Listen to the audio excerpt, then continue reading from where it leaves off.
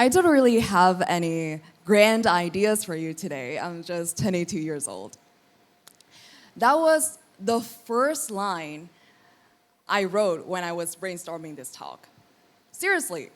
And then I deleted it afterwards after looking back. But how strange is that? My first instinct was to quote my age as a preemptive explanation for failure. And I wonder how many of us young people have had to quote our age as a potential explanation for the reason why we fail. I want to be here today, and I want to think that I partly represent the young people. And I want to tell you why we should remove age from job descriptions, and why we should head towards an age-blind hiring process. And I want to touch base on why I wanted to cover this, because it came to me when some of the taglines that were used to describe me became prominent in my current job, which was, I was the youngest at where I work, which is the channel Vietnam Today, Vietnam's international television channel under Vietnam Television. But the more important thing about my age was that it doesn't really speak to my years of experience that I attribute as the reason why I got this job.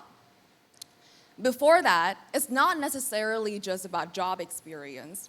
I was having 8 years of competitive debating, which acquainted me with the social political issues, 3 years of managing a youth news project, 2 years of anchoring news and other programs, and a year at VTV prior. So I am very fortunate to be in this current environment that gives me the opportunity to showcase how I'm able to do rather than my age, my performance over age. But elsewhere, it's not like that, right?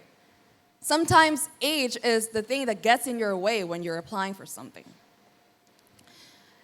And that comes to my point. Reverse ageism or youngism. It's something on the other side of ageism, which is a factor of bias in the hiring process that limits old people from job applications. It's what my mother is going through right now.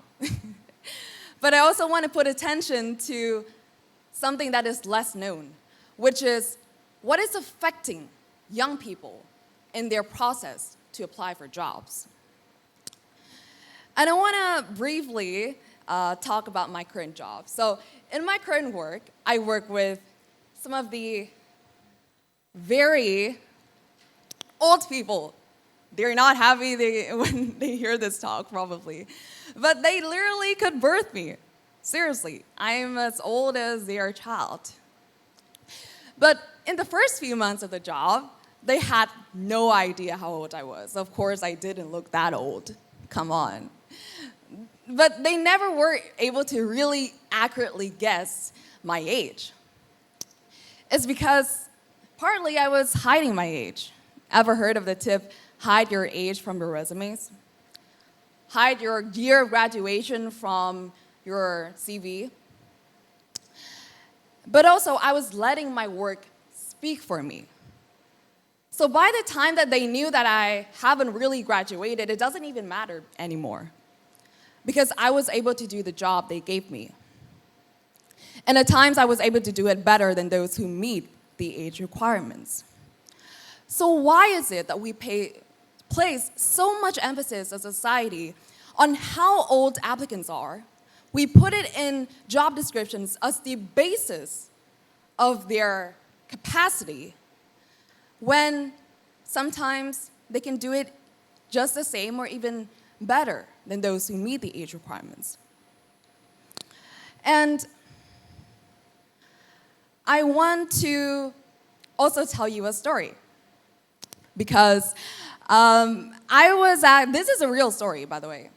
I was at a coffee shop, and I overheard some old lady, people from the older generations, talking about a Gen Z worker in their workplace after lunch.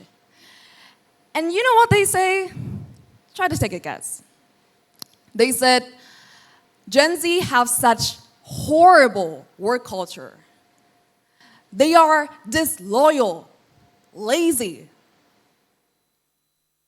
I don't think that's the first time any of us or some of the young people here have heard that. I've heard that to myself when age was revealed. So I wanted to test that, right? I wanted to see if, did everyone think this way, or it was just like this very minor group of young adults who have this extremist view of the young? It turns out that a lot of them actually think this way. And I will be talking about that, but it gives us young people this self-limiting belief about ourselves. We think we need to hit a certain age when we can do something. To be fit for a certain job, you have to be a certain age, you have to look a certain way to be a news anchor, like me. I don't think that's true. But it is this very limitation that the system has categorically put on us, give us numbers so that we can reach with nothing but our natural growth, to be something that determines our ability. And that gives us, sometimes, as young people, this insecurity that we're not able to do or transcend the barriers, the kind of jobs, the kind of things that people our age does for something better. It's self-limiting belief. So coming back to this idea, I wanted to test, right, if what these people said in the coffee shop was actually the majority. And data shows it actually is. The Business and Wharton School at Penn says old people have, in workplaces, a negative leaning opinion about the youth, especially those in their 20s, which I am. And you can see it's extremely low compared to the rest. And when mentioning the young, to describe them, some of the most common negative connotations was they are coddled, entitled, disrespectful, and radical. That's why 40% of Gen Z candidates cannot have the positions they want because of their age. And that is 2/5. Upwards of 93% of us feel that we are mistreated in our workplaces because of our age. And 1 in every 5 of us is discouraged from applying to jobs because of our age. So,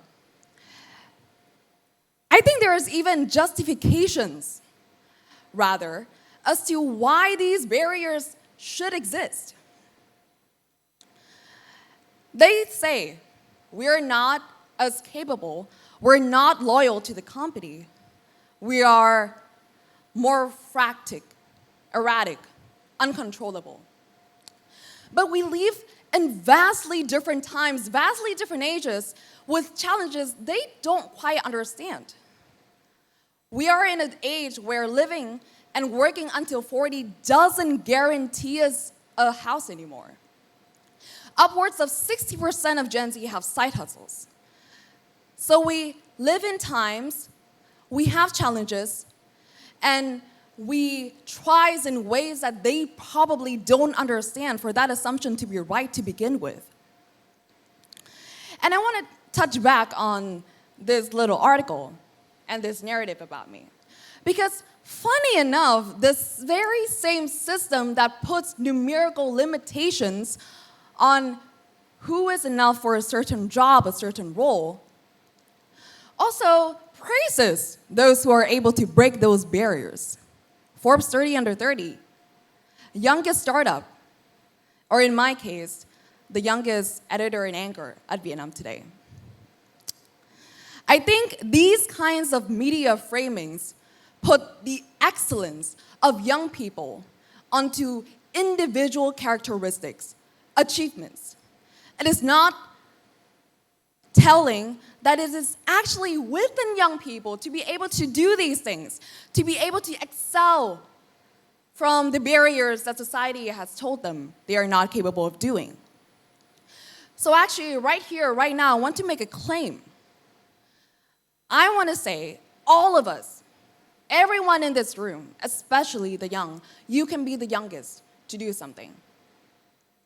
It is in a society where we are age blind. But guess what? Sadly, we're not in this society, is it not? So, how do we excel in a system that puts so much limit on young people, but also performatively praising them at the same time? I think in such a categorically challenging time for young people, it is time to look inwards, not listen to what they tell you, but listen to yourself. I think the most important questions young people have to answer to themselves, based on something that I think I've come across many successful young people, and they all have one thing in common, which is outright ridiculous self-belief. They have something within them, this kind of light, that they believe they can just succeed no matter the odds. And I think it's based on answering these two questions. If you're able to answer these two questions with almost instantaneous response, without no seconds to doubt in your brain, I think is within you, this ridiculous self-belief. First, do you believe you can do that job you want? And second, do you believe you can do it even better than others who are older than you? If this answer doesn't come to you easily, then here's my next solution.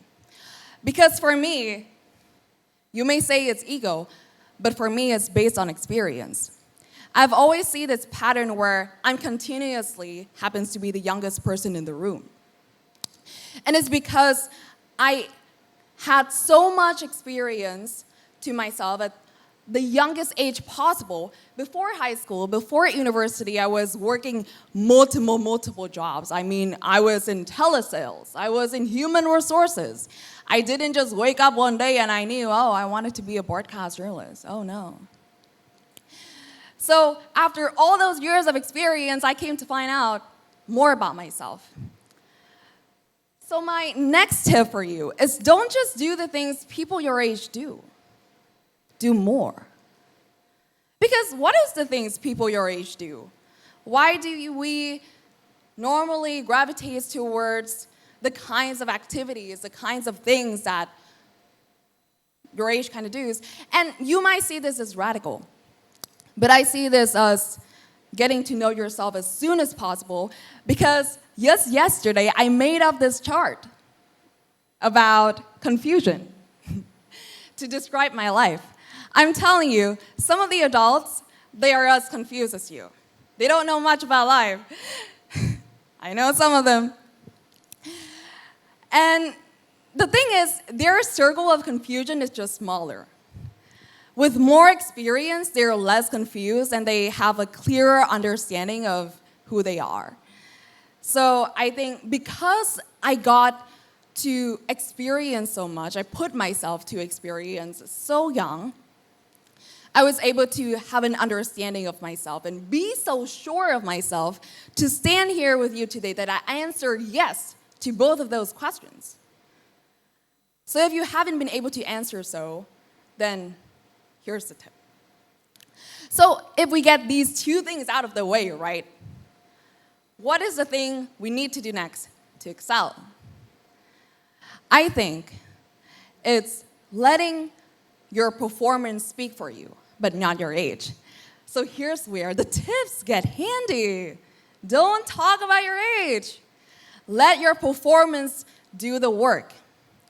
So by the time everyone in my workplace found out that I was actually super young and it isn't even relevant anymore. because my work made it irrelevant.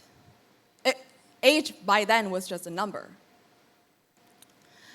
So I want to really go back to this idea about removing age from job descriptions.